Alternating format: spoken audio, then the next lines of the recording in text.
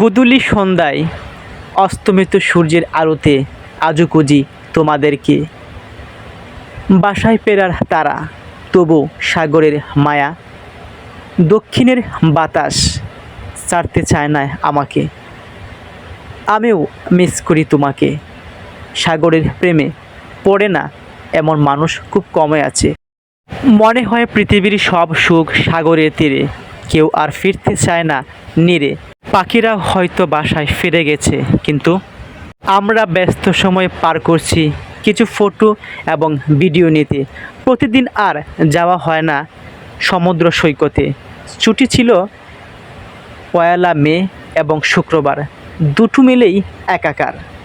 তাই সে ফ্রি টাইমেই গিয়েছিলাম চট্টগ্রাম পতেঙ্গা সমুদ্র সৈকত। আমি এবং আমার ছোটো ভাই, সঙ্গে আরও অনেক দর্শনার্থী। সত্যিই পতেঙ্গা সমুদ্র সৈকতকে বারবারই মিস করি। আপনিও চলে আসুন।